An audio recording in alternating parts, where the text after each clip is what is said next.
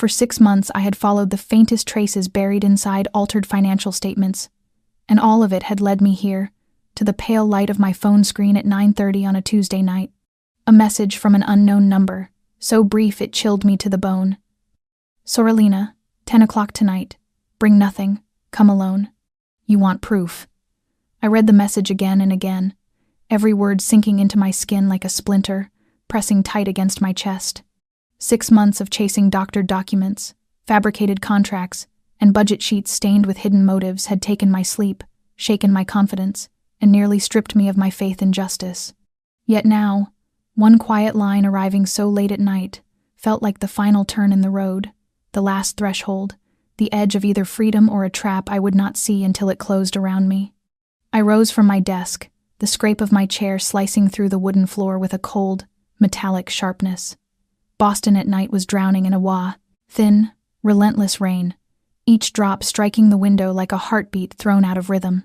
I grabbed my raincoat, skipping dinner, skipping every form of preparation, leaving behind only a small slip of paper scrawled with the words, "If I do not come back, look in the red drive." I did not know why I wrote it. Maybe the instinct of a reporter who had lived too long in the shadow of danger. But tonight that instinct felt heavier, deeper, like an unseen hand resting on my shoulder, urging me forward even as another part of it held me back. Soralina sat on Tremont Street, an elegant Italian restaurant where suits and ties came to whisper expensive secrets. I arrived at 5 minutes to 10, staying beneath the awning as I watched from a distance. A black SUV idled across the street, its engine still running. A man stood beside the driver's door, smoking, his eyes sweeping the sidewalk with the sharp patience of someone expecting trouble. I pulled my hood lower and crossed the street, trying to mimic the step of a passerby with no particular purpose. The glass of the restaurant door reflected my face back at me, tired, worn, but unyielding. When my fingers curled around the handle, another sound snapped through the rain and froze me in place. Footsteps, then a child's scream. A little girl, maybe 7 or 8, burst out of the alley behind the restaurant, clutching a stuffed bear, her eyes wide with terror. The rain plastered her hair to her cheeks, the water streaming down her face like silent tears. Without thinking, I ran. A sharp whistle split the air, then gunfire. The first shot tore through the night like lightning cracking the sky, followed by another, then a frantic series of them. I do not remember what I did, only that I pushed the girl to the ground and wrapped myself over her as glass shattered. Voices screamed, and an engine roared somewhere behind us. My chest pressed against the cold pavement, my body shaking, but I never let her go. I felt her heartbeat hammering against my ribs, heard her breath catch and break as she sobbed for her mother. Then someone pulled me up. A hand, strong and firm but not rough. I lifted my head, and in the dim glow of Soralina's sign I saw him, the man with eyes, the color of a winter lake, hair darkened by the rain, his face marked with droplets of water and something like fear. He did not speak at first. He looked at me, then at the child in my arms. His hand brushed my shoulder, and when he finally spoke, his voice was low and thick. "You just saved my daughter. I owe you everything. If the moment I shielded that little girl beneath the storm of bullets outside Soralina still has your pulse unsteady, then tap subscribe to our channel. Press like and share this video so we have the strength to bring you more gripping, emotional, unexpected stories every day. And tell me where you are watching from, your city or your country, so I know how far this rain-soaked night has traveled. I do not remember falling, only that when my eyes opened again, the world had become a blur of chaos and smoke. The rain poured harder, turning every sound into a muffled echo, and the warm gold of the Soralina sign was now swallowed by a thin veil rising from the burning engine of a wrecked car. The child in my arms trembled with every breath, her cheeks streaked with mud and tears, still clinging to her stuffed bear as if it held her entire universe together. The man with the cold, deep eyes crouched beside us, lifting the girl gently from my arms, but he never once looked away from me. She collapsed into him, her small fingers gripping the fabric of his coat, her broken voice whispering, "Daddy." He murmured something soft, too low for me to hear, and his hand settled on my shoulder again, quick, warm, weighted with gratitude. My legs gave out beneath me. I was shaking, not only from the cold but from the last reserves of adrenaline draining from my body. My knees buckled right before a solid arm wrapped around my back and held me upright. "You're hurt," he said, his voice clearer this time, and I finally saw the dull ache blooming across my left shoulder. Blood had soaked through my raincoat. A graze. Not deep, but enough to weaken me. What happened after that unfolded like slow motion. 2 men in black suits rushed from the SUV, guns drawn with the certainty of men who had done this before. One raised his hand in a terse signal, and moments later a silver car slid to the curb. Its back door flew open. The man still holding his daughter turned toward me and reached out. I had no strength left to argue or resist. In that moment, I knew I had no choice but to trust him. The car sliced through the flooded streets of Tremont, tires hissing across the slick pavement. I slumped against the back seat, dizzy, clutching my wound with one hand and my glowing phone with the other. The message still shone on the screen, its words steady and merciless. "Sorelina, 10 o'clock, bring nothing. Come alone. You want proof." A trap. Obvious now. But who said it? Why use a child? Why choose me? The questions crashed over me as the car veered off the main road, leaving behind the city lights. I forced my eyes toward the front seat, where the man drove with one hand while holding his daughter close with the other. The soft dashboard glow cast shadows across his face, revealing faint lines near his eyes, the marks of a man used to living with constant worry. The girl lay quiet against his chest, but I heard her tiny breaths hitch between the steady rhythm of rain hitting the roof. "My name is Rachel," I whispered, my voice hoarse from fear and cold. He looked at me through the rearview mirror, his gaze sharp as a blade, yet carrying a strange warmth. "Daniel," he said. "Daniel Rourke, and this is my daughter Emily." I nodded weakly, letting my head sink back. Daniel Rourke. The name stirred something familiar, as if I had seen it in a file or a headline about powerful contractors in Boston. But I had no strength left to follow the thought. Darkness edged in. I heard his voice speaking over the phone, crisp, controlled, issuing instructions I could not follow. Then another lane change. A hand touched my forehead, warm, steady. "We'll be somewhere safe in a few minutes. You need stitches. Stay awake." But my eyelids grew heavier, the weight of the world pressing them shut. In the last sliver of consciousness, I heard him again, his voice low and almost unbelieving. "You didn't just save my daughter. You changed everything." I woke in an unfamiliar room washed in the soft glow of a lamp, its light settling over everything like a thin golden blanket. The faint smell of antiseptic mingled with the gentle scent of jasmine tea placed somewhere nearby. A clean, warm blanket rested over me, and as I moved, the sharp pulse in my left shoulder reminded me of everything I had lived through. The child, the gunfire, Daniel Rourke. I turned slowly and saw him seated a few steps away beside a wooden table where a steaming cup of tea waited. He watched me, his eyes no longer cold but filled with a quiet gravity threaded with unmistakable gratitude. "Are you all right?" he asked, his voice rough from overuse. I nodded carefully, my throat tight. "Where am I?" "One of my facilities, north of Boston. No one knows you're here, not even the police." I frowned. "Why not tell them? A shooting in the middle of the city and you—" He lifted a hand, stopping me gently. "I understand why you'd ask. But Rachel, if I had not arrived at exactly the right moment, you and Emily would not be alive. That message was not from me. You were lured into a trap. And so was I." The name Emily hit something tender inside me. "Is she all right?"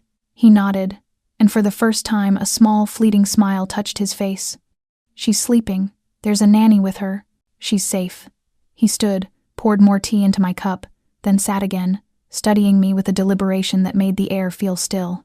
"I know who you are, Rachel Myers. You're the investigative reporter who wrote the series on fraud in the South Boston housing redevelopment projects." I nodded, a chill slipping down my spine. "You're touching a machine far larger than what you've uncovered, and unfortunately parts of it intersect with me." I stared at him. "So you're admitting you're involved?" "Not the way you think. I inherited Rourke Industries, the construction empire my father built in the 1980s. But for years, I've discovered a network of shell companies using our name to launder money and siphon public budgets through rigged bids. When I started my internal investigation, my people disappeared. Some were threatened, some never came back. I swallowed. Why not go to the authorities? He laughed softly, bitterly. You truly believe the entire legal system in this city is clean? I tried. Every report I sent vanished into a void.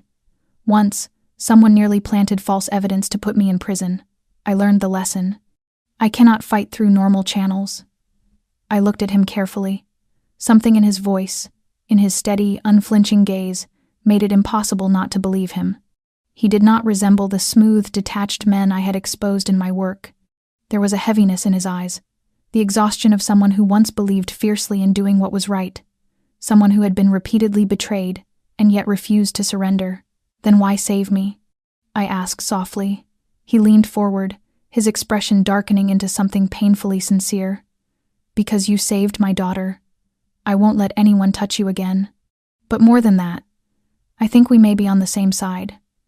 We just didn't know it until we were thrown into the same storm. I fell silent as something inside me shifted, subtle but undeniable.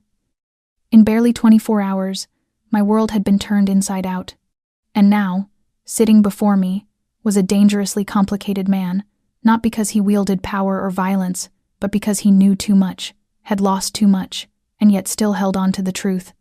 Daniel Rourke, the man I should not trust, but who might be the only one who has not lied to me from the very beginning. I sat in that room for a long time after Daniel left, the soft light from the table lamp seeming dimmer than before.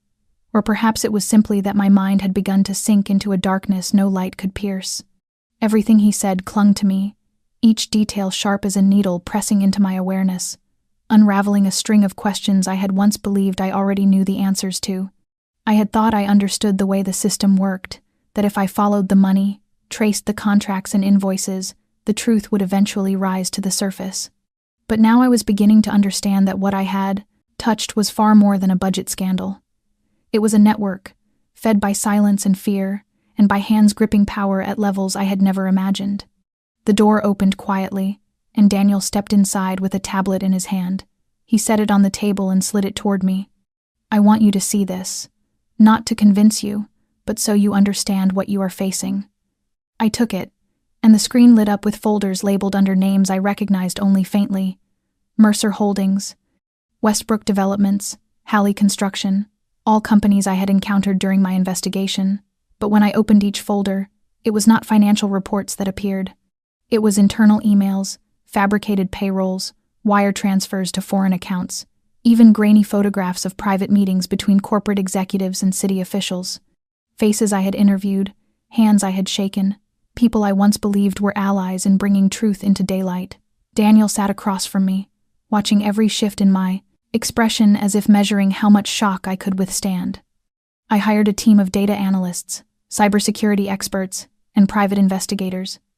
It took more than 2 years to gather all of this, but I cannot release it.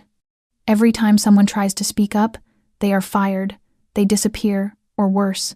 His voice lowered, his hands tightening as if he were holding something fragile enough to break beneath his grip. I thought I could control everything, until they targeted Emily. That was my boundary. I looked up at him for a long moment. You think the people after you are the same ones who set me up? I do not think. I am certain. He stood, walked to a shelf, slid open a hidden panel and took out a thin folder. Inside it was a printed copy of the first article I ever wrote about the construction contracts in South Boston. A red mark circled my name at the bottom. They know who you are. They know you are getting close to the truth, and you are the perfect tool in ABBA, independent reporter, passionate, and unprotected by anyone with influence. I gripped the paper tightly. The feeling of being used, watched, woven into a game I did not know I was playing, chilled me to the bone. But beneath the anger was something else, something sharper and clearer. I wanted to finish this. Not for Daniel, not for recognition, but for Emily, for the little girl who cried in my arms under a shower of gunfire, for every person who believed they were powerless. I lifted my head, my voice steadier than I felt. Would you be willing to expose everything if I help you?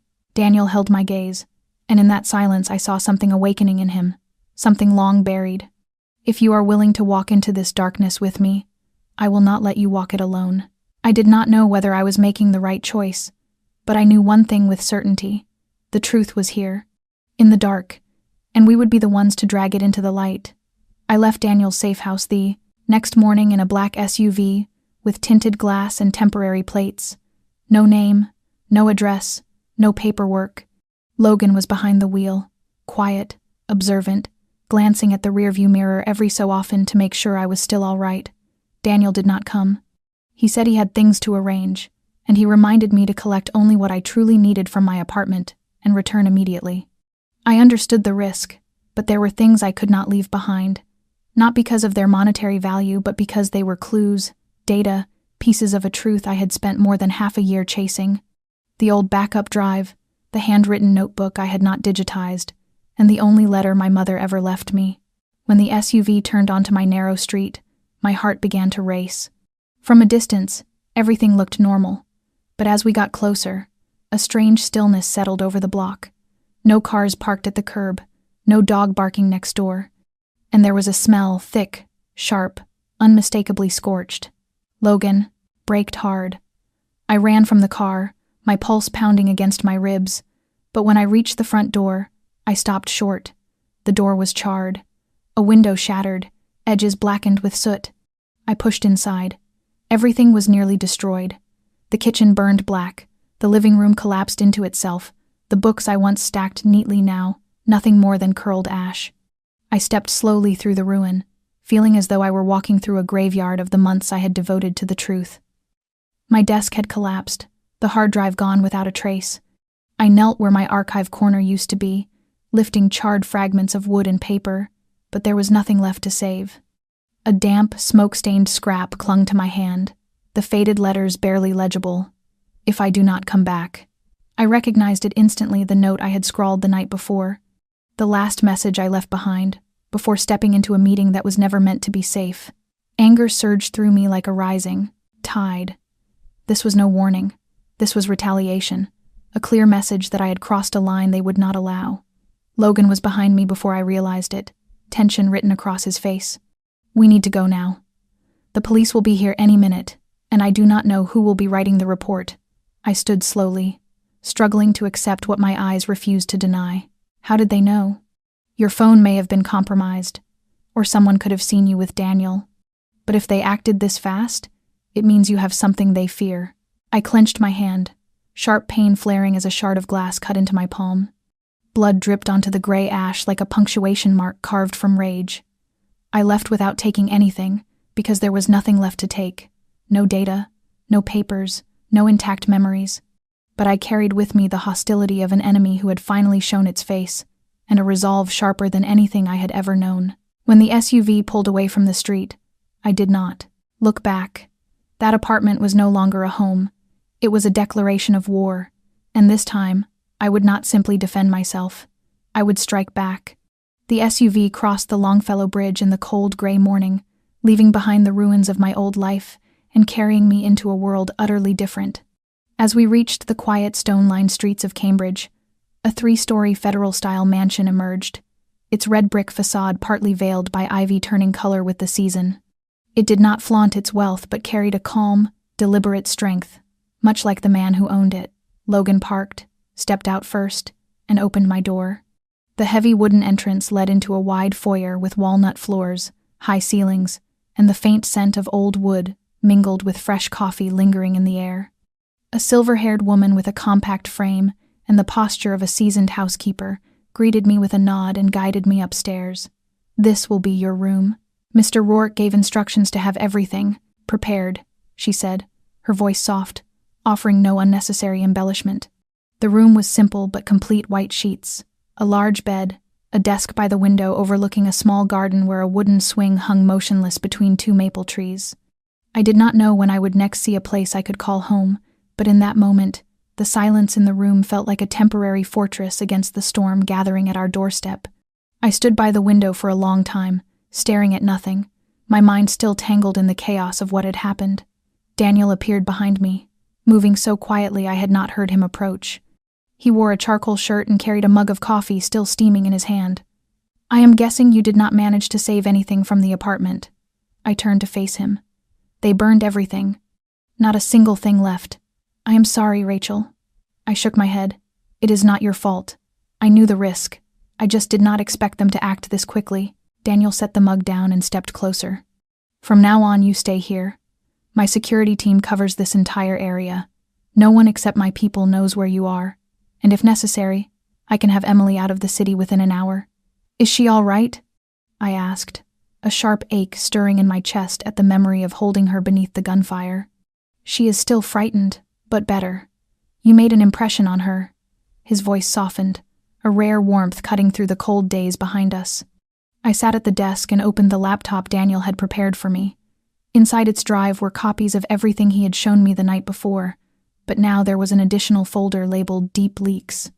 I opened it to find dozens of audio files and hidden camera videos. Meetings in bars, in city offices, even a clandestine recording of a high-level gathering between construction executives and 3 unidentified men in gray suits. How did you get all of this? I asked, without looking away from the screen. I once believed that holding on to these files would be enough to protect myself and Emily. But after last night, I know silence cannot buy safety. Now I need your help to turn what I have into truth that cannot be buried. I typed a few commands, checking the metadata, repairing corrupted audio segments. Beneath the quiet of this mansion, a battle was beginning to burn. And I, who once thought I was merely an observer, was now pulled into the very heart of the storm. But this time I had nothing left to lose. And I was no longer alone. I did not leave the room on the 2nd floor for 3 straight days, stepping out only in the evenings when Daniel invited me to join him and Emily for dinner. Most of my waking hours were spent with my head bent over the mountain of data he had given me, sorting through every audio recording, every video, every contract sliced apart and reassembled, watching as each new thread I uncovered found its place on the whiteboard beside my desk until the fragments began to form a map of corruption, stretching from shadowed conference rooms in Boston to shell companies scattered overseas.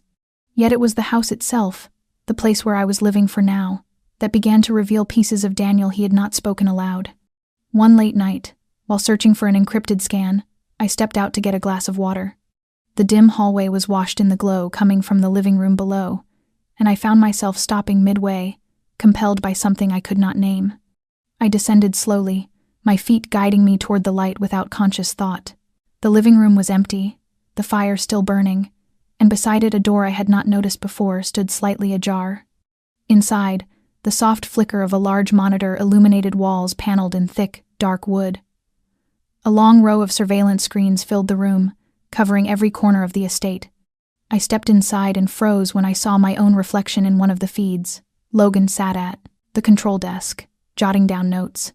He glanced up as I entered, nodded as if my presence required no explanation, and returned to his work. "This room runs 24 hours a day," he said, his eyes fixed on the screens. "I monitor every car that passes, every call in and out of Daniel's private network. You are inside a fortress, but that does not mean you are completely safe." I moved closer, my gaze catching on one of the secondary screens. It showed not the mansion but an old industrial garage where a man was speaking into a phone, pacing between dusty trucks, adjusting a microphone clipped to his collar. I recognized him. He had appeared in one of the photographs taken with a city official I had been investigating. "Whose camera is this?" I whispered, my pulse suddenly quick. "Not ours. A feed Daniel bought from a third-party surveillance network. That man is on our priority watch list." Logan paused, then looked at me with a seriousness that tightened the red air between us. "Your apartment was not the only thing they burned, Rachel. You are being watched, and so is Daniel. We are half a step ahead of them." Only half a step. I swallowed hard, the weight in my chest no longer fear but the painful clarity of what I was walking into. The walls of the house, once silent, now hummed with the language of data and intercepted signals, with hurried photographs and whispered threats. This was no longer a refuge. It was a command center in a war only a few dared to fight. When I returned to my room, I was no longer just an investigative reporter with scattered files. I had become part of the very machine I once believed I observed from a safe distance. I did not know whether that made me stronger or more breakable, but I knew that from that moment on, silence no longer existed. The walls had begun to speak, and I had to learn to listen. I woke in the middle of the night with the unsettling sense that someone was watching me. Not a sound, not a shadow, just a pressure in the air that jolted my heart into a frantic rhythm. I sat up, scanning the quiet room. The window was shut, the door locked, but the feeling lingered like a cold breath on the back of my neck. I stepped into the hallway without turning on the lights. The moon poured through the tall window, lighting the path to the staircase. Downstairs, the house was silent except for the ticking of a wall clock and the soft crackle of the fire. I passed the surveillance room, its door hung open. Logan was gone. Papers were scattered across the desk. A stack of printed images lay on top, and one photograph made my breath falter. It was me, standing outside my old apartment weeks before the fire, holding a document bag, tension etched across my face as I checked my phone. But it was the figure behind me that sent a cold shock through my body. A man in a black jacket, a cap pulled low, his gaze locked on me. Unclear features, but unmistakable intent. He had been following me, and I never knew. I flipped through the remaining photos. The same man, appearing behind trees, across streets, near bus stops, at the cafe where I met a source, at the library, even behind the bus I rode leaving the newsroom late last month. Someone had tracked me for weeks. A suffocating weight tightened around my lungs. I gathered the photos and returned to my room, but when I opened my laptop, a new email was waiting in my inbox. No sender. No subject. Just one line. Do you believe Daniel Rourke is protecting you, or using you to hide something else? I sat still for a long time. The question pierced the fragile trust I had been carefully rebuilding. I believed Daniel not because he said the right things, but because he felt like someone pushed to the same edge I was standing on. But that email unsettled everything. What if Daniel was not entirely clean? What if saving me had been part of a larger scheme? I did not want to believe it, but I also could not dismiss it. The next morning, when Daniel walked into the dining room, I was already there waiting. He looked surprised, then offered a small smile. You did not sleep much, did you? I shook my head, keeping my gaze steady. I found the surveillance photos. Someone followed me for weeks, and I received an anonymous email. Daniel did not deny it. He did not ask what the email said. He simply sat down, poured coffee, and spoke quietly. I know you are questioning things, and you have every reason to. I cannot force you to trust me, but I will not hide anything. Then tell me what I do not know. All of it. Daniel looked at me for a long moment before taking a small key from his pocket and placing it on the table. The basement. Last room on the left. You need to see what is there. And after that, I want you to decide for yourself. I do not want whatever this is between us to rest on promises. I picked up the key, feeling its cold weight settle into my palm. Beneath the quiet, the surface of the mansion lay truths Daniel had not yet spoken. And hovering inside me was the same question I could not shake. Who was Daniel Rourke, truly? A man who had lost everything to protect his daughter? Or someone intelligent enough to hide every trace behind a mask of sincerity? I did not know, but I knew it was time to find out. The basement was colder and darker than I expected, the brick walls dense with the smell of old stone, each echoing footstep stirring the dust of long-buried memories. The key fit perfectly into the final door at the end of the hall. It opened quietly, as though accustomed to secrets. The pale fluorescent lights flickered on, revealing a 20-square-meter room with no windows and nothing unnecessary, just an old file cabinet, a metal desk, and 2 monitors still glowing. I entered slowly, my hand brushing the cold surface of the table. Spread across it were photographs, not of me or of Daniel, but of Logan. He was in an old military uniform, standing among civilians, shaking hands with a silver-haired man whose face I recognized immediately. Former Senator Walsh, the man behind some of the largest construction contracts in Boston, the man Daniel once said could not be touched. Another photo showed Logan accepting an envelope from an Italian man outside a major construction company's headquarters. I lifted each photograph, feeling my heart grow heavier. There was no mistaking what they meant. This was evidence of involvement, but why would Daniel keep it here? He knew, yet had never told me. The door creaked open behind me. Logan stood there, empty-handed, tension sharpening his features. I guess you have seen what you needed to see, he said, his voice low, stripped of the calm he usually carried. So you worked for Walsh? I asked, my eyes fixed on him. I did. 10 years ago, I handled the jobs no one wanted to touch, clearing records, staging scenes, making truth disappear. And now? Logan stepped inside and shut the door behind him. Now I work for Daniel. And I do not erase anymore. I keep everything. I narrowed my eyes. Why? For money. He smiled faintly and shook his head. Because Daniel is the only man who is not afraid to know who I really am. He does not need my loyalty. He needs my choice. And I chose his side. You think that absolves you? No. But it lets me live with myself. Logan gathered the photos and slipped them into a large envelope. Daniel keeps these to protect himself if I ever turn on him, and I know that. I did not blame him. In a world like this, trust was a luxury none of us could afford. You know, I am starting to doubt Daniel, I said slowly, feeling my throat tighten. Do you trust him? Logan lifted his gaze and met mine directly. I once thought I could never trust anyone again, not after the things I've done and the things I've seen.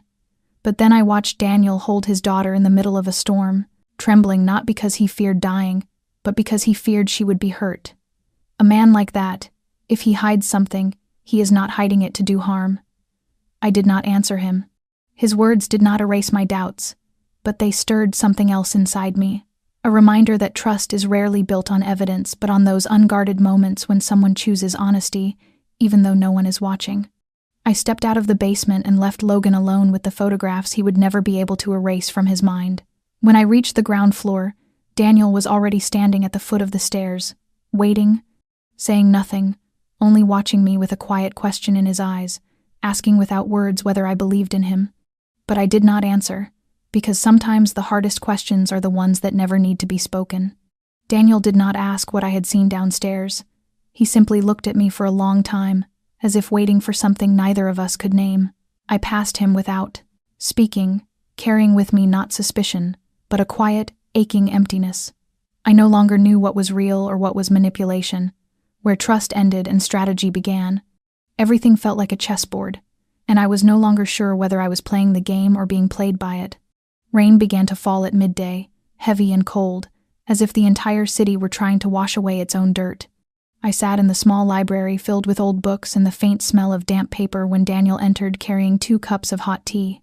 He set one in front of me and sat across from me, his silence as steady as the rain outside. I did not mean to keep things from you, he said finally, his voice as quiet as the drops hitting the roof. I know, I replied. And I did not intend to question you.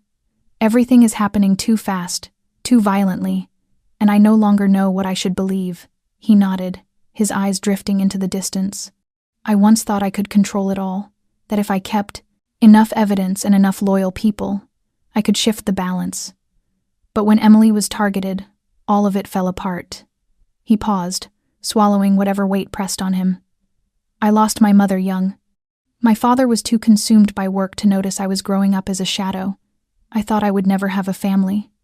And then Emily arrived. I stared at him, surprised. It was the first time he had spoken so openly about the little girl. Is she adopted? He nodded. Her mother was a woman I helped during a scandal involving Walsh. She died in a staged accident a few years later. Emily is all that is left of her. And I swore I would never let them take her.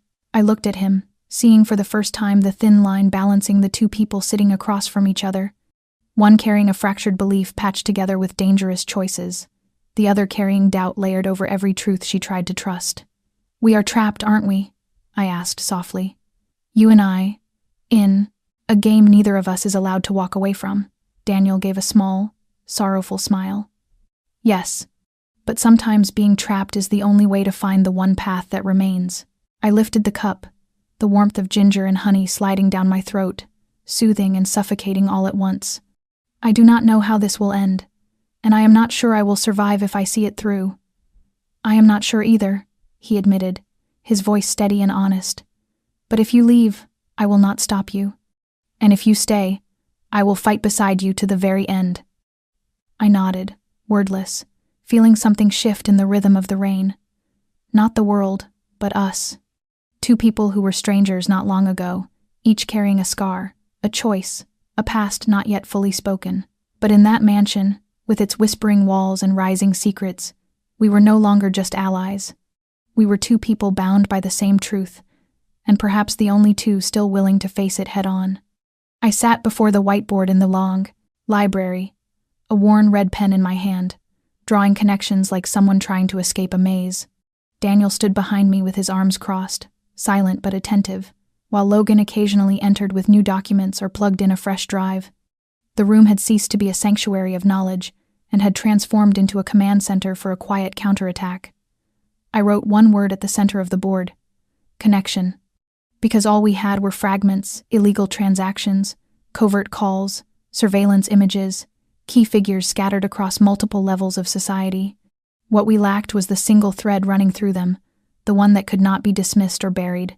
We needed one strike to the heart. I have been thinking of how to expose everything, I said, my eyes still fixed on the board. But not a mass release. If we dump it all at once, they will call it fabricated, a smear campaign, and bury it under noise. Daniel nodded slowly. Then how do you plan to do it? Layer by layer, person by person, crime by crime. We build the story like a controlled leak from an internal investigation. We start with someone minor but connected enough to raise questions. When he reacts, we bring out the next, someone higher, and so on, until the core players have nowhere left to run. I looked at Daniel, my voice firm. We are not attacking the system. We are letting the system panic and collapse on itself. Logan studied me for a beat before letting out a quiet laugh. Layer by layer. Like peeling an onion. No, I said, turning, like disarming an explosive device. Slow, precise, and with no room for error. Daniel sat at the table, looking at the list I had marked. Who do you want to start with? I did not hesitate. Elliot Grayson, Chief Legal Officer of Westbrook Developments. He is the weak link. He was once investigated for embezzlement, but the file disappeared. He has something to hide. Daniel raised a brow. I know, someone who has done business with him. They could get information. No, I cut in. Let me do it. Daniel began to object but fell silent when he saw the determination in my eyes. Are you certain? I am. He knows my face. He would be suspicious if you or Logan show up. But if I approach him as someone beaten and desperate, someone who has lost everything and is willing to bargain for safety, he will fall for it. Logan leaned against the door, arms crossed, his voice dropping. And if he realizes you are setting him up? I met his gaze without blinking. Then I will not come back. The room fell silent. No one said another word, but they all understood. I had crossed the point of no return. I was no longer merely documenting this story. I was writing it, living it, becoming the central piece on a board I once believed I only observed. And if I wanted to end it, I had to gamble everything. The plan was set. The game had begun. And I, Rachel Myers, was no longer afraid. I stepped out of the rental car, the long black dress brushing the ground with each early autumn breeze, my wrist trembling beneath the thin silk, though my eyes held steady. Logan had dropped me off near the entrance to the event and left immediately, as planned, to avoid suspicion. I joined the line of carefully curated guests, each wealthy, influential, or well-connected. The charity gala, hosted by Westbrook Developments inside a newly restored historic theater in the heart of Boston, was advertised as a fundraiser for architecture and construction scholarships. The perfect facade. Inside, warm gold lights washed over the arched ceiling as piano music drifted through the grand hall. No one recognized me. They knew me as the fiery reporter from the news, not the woman standing here tonight in quiet desperation. Tonight I was not Rachel the journalist. I was someone broken, someone seeking a way out, someone believable enough to lure Elliot Grayson. I spotted him by the bar, speaking with a group of businessmen, wine glass in hand, eyes detached, yet taking in everything around him. He looked much the same as the last time we met, carrying the smugness of a man convinced he could not be touched. I approached, waiting until he turned before offering him a small, tired smile. Elliot, I said softly. He needed a second to place me, then caution flickered across his expression before he masked it with a calculated grin. Rachel Myers. I thought you had disappeared. I needed time, but now I need work, and I thought I should talk to someone who knows the system, I replied, lifting the champagne handed to me by a server. He glanced around before motioning for me to follow him into a quieter hallway behind the stage, where real conversations happened. What do you want? He asked bluntly. I held his gaze. I have a copy of the old transactions between Westbrook and the two shell companies. You know I followed those cases closely. I am not threatening you. I just need safety. I need to leave Boston. You can help me, and I will disappear." Elliot narrowed his eyes, calculating quickly. "You really have a copy?" "I am not stupid, Elliot. I am exhausted. I have lost everything. My home, my job, my reputation. All I'm asking for is a ticket out and a chance to stop looking over my shoulder." He stepped closer, studying me. "I can arrange that, but I want the original. Tonight, and you will cut ties with everyone. No journalists, no sources, no Daniel Rourke. No one," I nodded. "I understand." He smiled faintly, triumph curling at the edges. "Send me the file location with encryption. If it checks out by morning, you will have a flight by the weekend." I nodded again, turning to leave, glancing over my shoulder once. His eyes were still fixed on me. The game had begun, and Elliot Grayson had walked into the trap willingly. When I got into the car, Logan was waiting in the shadows across the Woe Street. Watching through the mirror, tension coiled in his expression. I did not speak. I simply handed him a small memory card. "Give this to Daniel. Everything we recorded is on it." Logan took it without a word. I leaned back into the seat, exhaling slowly. The first move had worked. But from now on, danger would always be one breath away.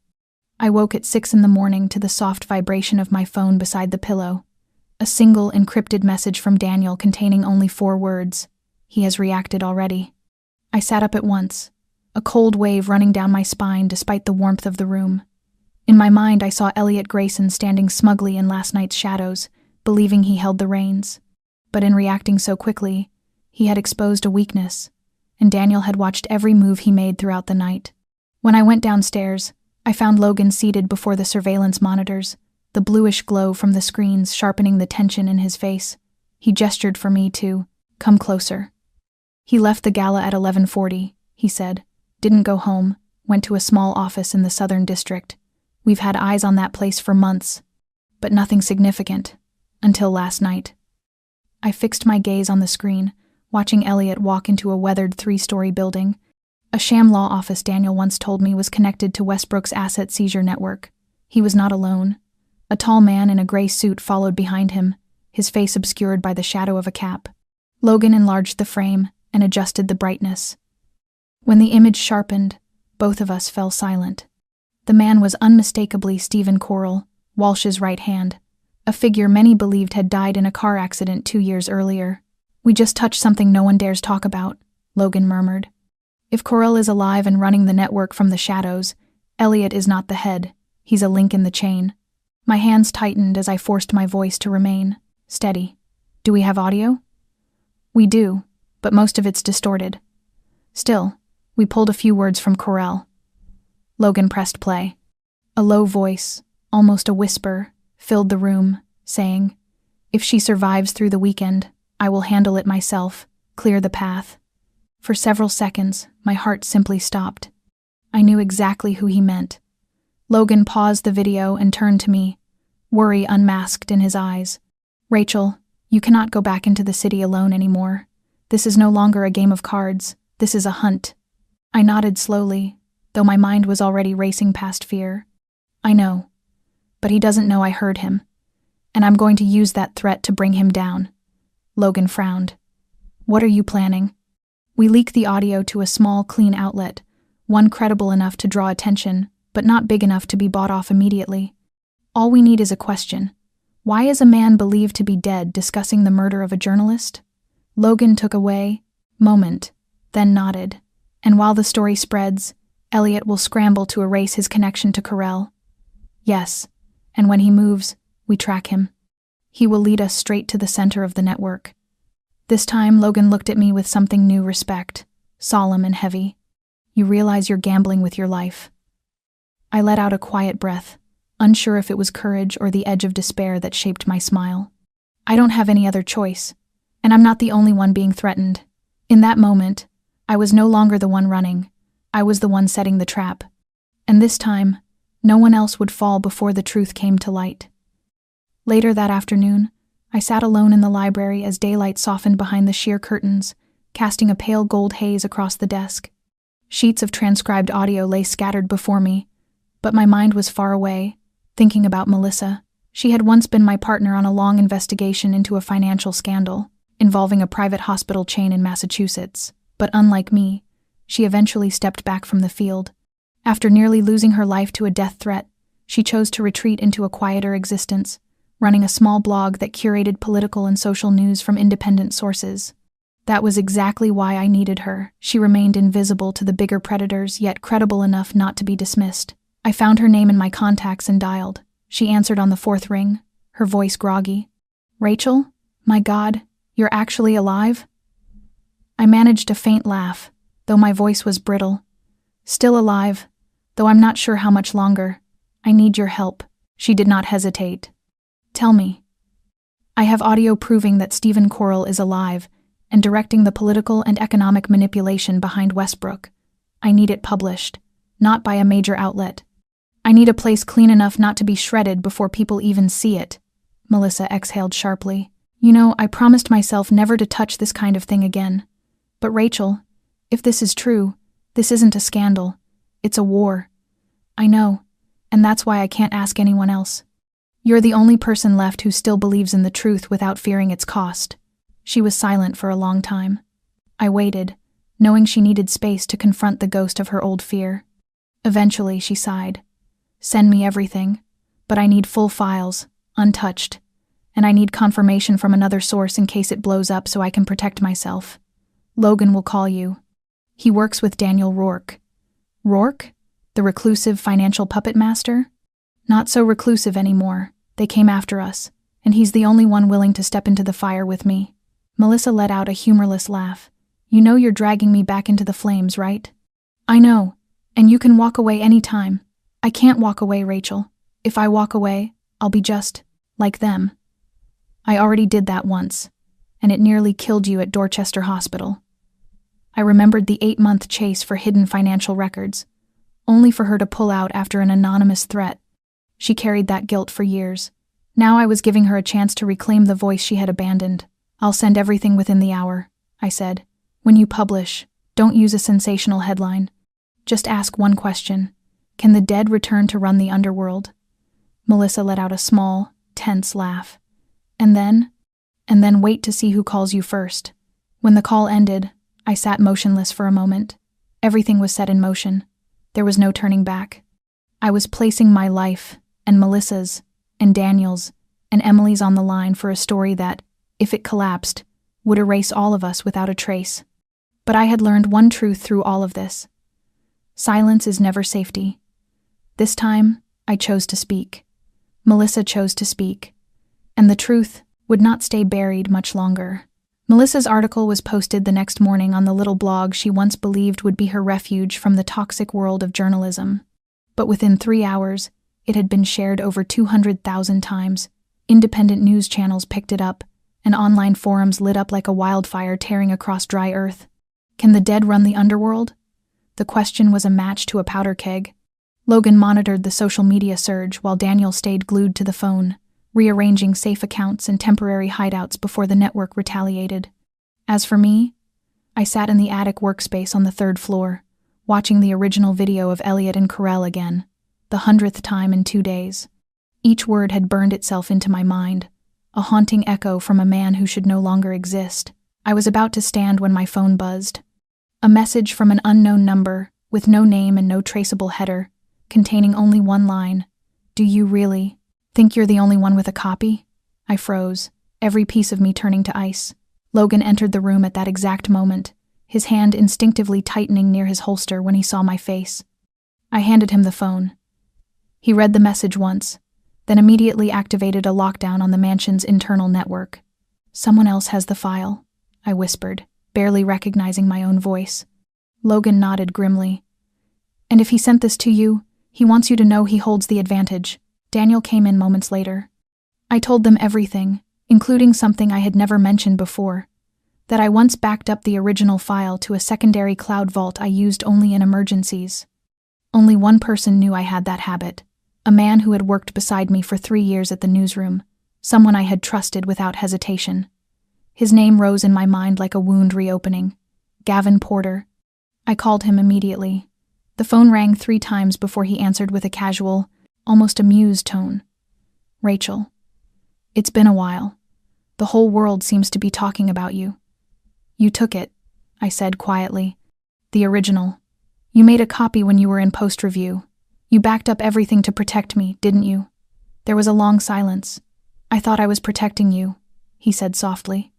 Until I realized the closer you got to the truth, the more reckless you became. And one day you'd die, and all I'd be able to do is write your obituary. So you kept it as leverage? I chose to stay alive, Rachel. Not out of cowardice, but because I've seen the price of believing in justice. Looks like everyone else is calling you a hero now. What are you planning? I'm not planning anything. But the people who bought my silence might have their own plans. I ended the call. My body hollowed out. Daniel looked at me with an expression I had never seen before, disappointment mixed with something like sorrow. This is not your fault, he said quietly, but I could see the faint fracture in his confidence, a shadow of betrayal neither of us wanted to name. I turned away so he would not see the grief tightening my chest. I had held the evidence, but I had forgotten what truly endangers us. It is rarely the enemy in front of us. It is the betrayal from the person who once walked beside us. 24 hours after the call with Gavin, everything shifted so quickly that none of us could have predicted the speed or the force with which the truth broke apart. A duplicate of the recorded conversation between Elliot Grayson and Stephen Corll was sent to 3 veteran investigative journalists at the New York Times, Politico, and Reuters at the exact same moment, accompanied by a chilling note that read only, "There is never just one keeper of the truth."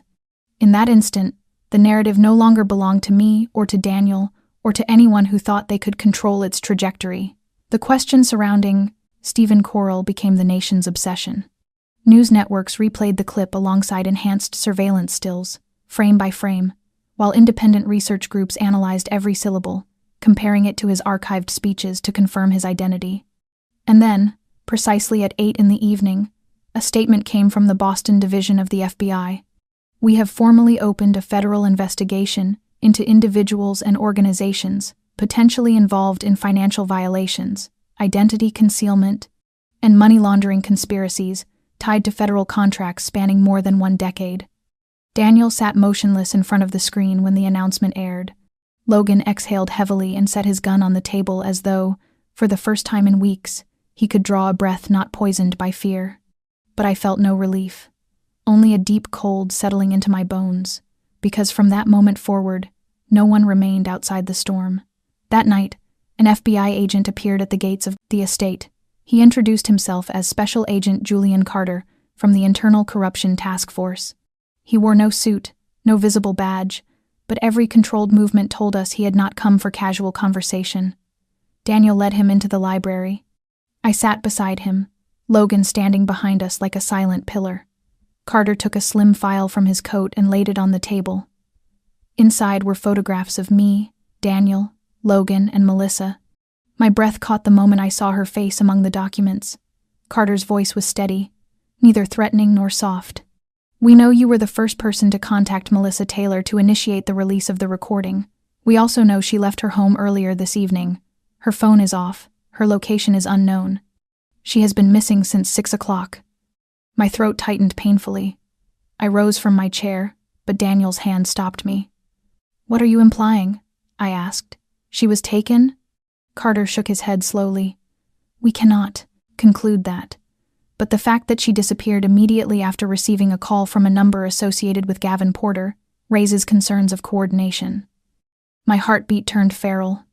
Everything was happening too fast, as if the moment I touched the truth it struck back by taking those I cared about most. Carter continued, "The Bureau needs your cooperation, but I will not pretend I believe Mr. Rourke operates without a private network of his own. We could obtain a warrant to search this property, but I would prefer not to turn this into an adversarial relationship. Give us access to the files Miss Myers and Mr. Logan have gathered. In return, we will protect every individual connected to this case." Daniel did not answer immediately. Instead, he looked at me, silently asking for my decision. I nodded slowly. "You will have everything, but on one condition. You find Melissa. Before they do something none of us can undo." For the first time, Carter's expression softened. "You have my word. But be quick. A storm is coming, and none of us knows whether we will stand at its center or be swept away. When Carter left, Daniel turned to me. From this moment on, we are no longer operating in the shadows, Rachel. I gripped the file in my hands, the one filled with names the world had not yet seen. Then it is time the truth stood in the light. 36 hours later, the list of individuals directly linked to Stephen Corall's network began surfacing on closed forums used by investigative teams and independent journalists. Names that had appeared in government briefings, in glossy profiles of financial heroes, in rankings of the nation's wealthiest. Elliot Grayson was no longer an outlier but the opening domino in a collapsing chain. He vanished after the federal announcement, his car abandoned near a secondary airport in Connecticut. No one looked for him, and strangely, no one seemed surprised. It was as though the system had quietly agreed that certain people needed to disappear for the whole structure to survive. Logan received constant updates from contacts threading through the Federal Audit Office, legal advisory teams, and banking regulators. 3 senior auditors resigned within hours of each other. A legal consultant tied to Westbrook was found in a hotel room with an overdose. A businessman whose signature appeared on Cayman transfer logs was struck by a car outside his home with no cameras functioning on the entire street. I sat in front of the monitor with my hands wrapped around a cup of cold coffee, watching the names appear and vanish as if they had never been real. Every one of them had once crossed my files, but most had been dismissed by editors who insisted evidence was insufficient. Now evidence no longer mattered. Someone was clearing the board by erasing human lives. "This isn't an investigation anymore," I told Daniel as he entered, his face hollowed from 2 sleepless nights. "It's a purge." He sat beside me, scanning the latest FBI update. Every red mark indicated someone lost, dead, or unreachable. "They are severing the tail," he said quietly, like a wounded animal dragging itself back to its den. "These names are not just accomplices. Some of them are the last links that could lead us all the way to the root." A chill spread through me. "And Melissa?" Daniel did not speak, but Logan entered carrying another file. "The Bureau received a signal from her phone 2 hours ago. An abandoned cabin near the edge of Lake Winnipesaukee. By the time the team arrived, the place was empty. They found only the shoes she was wearing." I stood abruptly, every nerve in my body igniting. She is alive. If they wanted her dead, she would be. They want her silent, not gone. At least not yet. Daniel's hand tightened on my arm to steady me. "And we will find her. But Rachel, understand this. The closer we get, the more desperate they will become." Logan placed another file on the table. "These are the names not yet public but tied to covert transactions with an entity called Aegis Holdings, a company Corall controlled through 3 layers of shell corporations." I opened the file and felt the blood drain from my body. Senator Grant Wallace, a man I had once reported on during his swearing-in, a man who had stood beside Daniel 6 years earlier to advocate for financial reform, a man who told me once that truth never dies, it simply waits for someone brave enough to speak its name again. Now his name sat on a list marked for removal, with a single notation: "Missing after closed-door meeting with investors in Virginia." I closed the file slowly, my heart tightening as if someone had crushed something fragile inside it. Those who once wore the mask of integrity were revealed either as architects of the rot or victims of the cleanup. And among all the names being erased, I realized suddenly that one name had never appeared: Daniel Rourke. I stood in the backyard of the estate where Emily used to chase the small dog Daniel adopted after she came to live with him. The afternoon sky was heavy with ash-colored clouds, and the air felt weighted with unspoken dread. Daniel approached with a cup of tea in his hand and offered it without a word. We had been silent since discovering Grant Wallace's name, not for lack of things to say, but because there were too many to untangle. "You trusted him," I whispered, watching leaves fall from the trees. Daniel nodded slowly. "I didn't just trust him. I believed he was the only person in Congress who understood that finance is not merely numbers but responsibility. And I was wrong. He was part of the machine too." I turned toward him, finally asking the question I had held back for so long. "Daniel, why is your name not on any list? Not one trace, not one link. You worked with them. You built with them. Why does no document implicate you as part 2S of this chain?" Daniel did not look surprised. He seemed to have waited for this moment. "Because I cut myself out before the circle closed. I refused to sign the papers. I turned down the shares. I stayed out of the banks they controlled. I walked away when I realized what we were building would not serve people, but turn them into collateral. I stood still, wanting to believe completely, yet still wrestling against the instinct of a journalist who had been betrayed too often. "Do you have proof?" I asked, not accusing, only needing an anchor. Daniel reached into his coat and withdrew a small wooden box. Inside lay an old scratched USB drive. "Everything is here. Emails I refused, contracts I sent back unsigned, conversations I recorded with the consent of my private attorney, the only man still alive who can verify it." I held the device, feeling my hands tremble. "You kept this all these years just to wait for someone brave enough to expose it." I was not that person. I once thought Grant Wallace might be. Now I know the only person left is you. I looked at him, and for the first time I saw the loneliness in his eyes, the weight of years spent severing ties in silence, carrying the burden of choices he made long before anyone knew a storm was coming. "I promised Emily," he said quietly, his voice rough as wind through dead leaves. "I promised I would not let her grow up in a world where truth is twisted beyond recognition. But now I'm not sure I can keep that promise." I stepped closer and laid my hand on his arm. "You don't have to carry it alone anymore. I'll help you. Not for the promise, for the truth itself. It deserves someone willing to fight for it to the very end." Daniel looked at me then, all his defenses stripped away. What remained was trust, hard-won, fragile, and real. And in that moment, beneath the gathering storm, I understood that we had reached the point of no return. A promise had been made. Maybe it would be hard to keep, but for the first time, there were two of us holding it. We left the estate at 3 a.m, when the sky was still a heavy, unbroken black and fog curled across the winding roads leading toward the northeastern coast. Daniel drove while I sat beside him with the USB pressed against my chest, a small device holding nearly 10 years of buried memories, the final evidence that could close the circle of deception, power, and betrayal. Our destination was a hidden data intake station used by an international journalism network tucked along the rocky shore of Maine, a place where investigative reporters from across the world sent the stories they could not publish in their own countries. Logan had gone ahead to secure the perimeter, and the FBI had agreed to keep their distance, giving us 24 hours to deliver the files before the investigation moved to the federal level and was presented publicly before Congress. But no one warned us that the other side had already begun to move.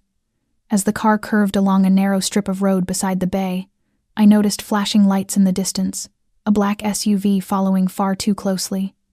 Daniel saw it too. He accelerated, not recklessly but with enough intent to let me know everything had changed. "They know," I whispered. "Not just following us. They want to stop us." Daniel nodded. "Hold on. If we have to leave the main road, we will." He turned sharply onto a dirt path leading toward the beach, the sound of gravel grinding beneath the tires filling the cabin like a warning drum. The SUV followed without hesitation. And then I heard gunfire. A single bullet shattered the rear window, spraying shards across the back seat. Daniel swerved, the car sliding sideways before crashing into a rotting wooden fence near the shoreline. We threw the doors open and ran, my hand gripping the USB inside my coat pocket as my feet stumbled across the wet sand. Headlights swept over us like searchlights, the engine growling with predatory hunger. Logan emerged from a rise of land near the dunes, a gun in his hand, shouting for us to run toward the wooden cabin he had prepared as a temporary safe point. We didn't think. We simply ran, our heartbeats drowning out the roar of the sea. An explosion erupted behind us, a burst of blinding light tearing through the fog. I turned just long enough to see the SUV flipped on its side, smoke curling from beneath the wreckage. Logan had rigged an improvised explosive device as part of his defensive line. But what froze me was not the wreck, but the body thrown from the vehicle, lying motionless on the blood-stained sand. I recognized him as one of Walsh's former guards, a man seen in surveillance footage during the weeks Melissa was followed. Daniel pulled me onward, refusing to let me stop. When we reached the cabin, Logan shut the door and checked the cameras hidden along the tree line. "No one else is on us," he said, "but they'll come back, and next time, it won't be intimidation. It will be elimination." I handed him the USB. "Send it, now, before we lose anyone else." Logan nodded, plugging it into the encryption terminal as the files began transferring through 3 layers of secure channels. Each fragment of data scattered across servers in multiple countries. There was no turning back now. Daniel collapsed into a chair, exhaling heavily. We've shed blood for this, and we may shed more. I sat beside him, my hands still trembling and gritty with sand. No one can bury the truth forever. If blood has been spilled but it brings light to what was buried, then that is a price I can accept. Outside, the ocean roared as though carrying the voices of the forgotten, demanding justice at last. And in that moment, I understood why I had survived everything until now. Not to run, but to finish what had begun. When dawn broke across the coast of Maine, the first light threaded through the wooden window of the cabin and illuminated Daniel's exhausted but peaceful face as he slept beside the humming encoder. The final packet of data had been sent. The names once hidden now belonged to independent journalists, international regulators, and those capable of doing what was right without bowing to power. There was nothing left to conceal, and nothing left to lose. Logan signaled that the area was clear. I stepped outside onto the beach, where the gentle waves washed over sand that only 12 hours earlier had been marked by violence. I closed my eyes and let the sea wind sweep across my face, carrying away the last shreds of fear. Not because the story was over, but because I knew I had done everything one ordinary person with an unbroken heart could do. 2 weeks later, a special hearing was convened in Washington. The documents we provided were presented publicly alongside corroboration from independent organizations. The name of Stephen Carell was officially confirmed as alive and placed under nationwide federal pursuit. Elliot Grayson was indicted in absentia, along with more than 23 individuals once perched at the peak of influence, all suspended and under investigation. And Melissa, the brave woman who had faced her fear head-on, was found alive. She had been held in a wooden cabin in the mountains of Vermont, weakened and shaken, but her eyes when they met mine in the hospital told me we had not fought in vain. Daniel never returned to Boston. He and Emily moved to a small village in Northern California, where the ocean remained blue, but no longer carried the weight of old memories. I returned to journalism, not as someone chasing breaking stories, but as someone who chose to tell the forgotten ones. I learned that truth is not always applauded. Sometimes it costs you friends, opportunities, even safety. But truth is what remains when every mask has fallen. It shows you who you are. This story is not only about power, ambition, or betrayal. It is a story about trust, about courage in the face of fear, and about the choice to rise, even when the world tries to push you to your knees. It is a reminder that in a world where truth is easily distorted, an ordinary person can still make a difference simply by refusing to stay silent. And what about you? How do you feel after hearing this story? Have you ever stood at a moment where you had to choose between silence and speaking out? Share your thoughts and your own story in the comments below. We genuinely want to hear the feelings that come from deep within the hearts of those watching. If today's story touched you, please remember to like this video, subscribe to our channel, and share it with someone you care about so these messages can reach farther and brighter.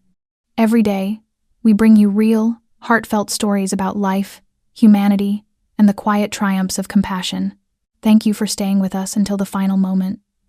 I wish you good health, a peaceful heart, and a life filled with gentle joy each day. Goodbye, and we'll see you in the next video.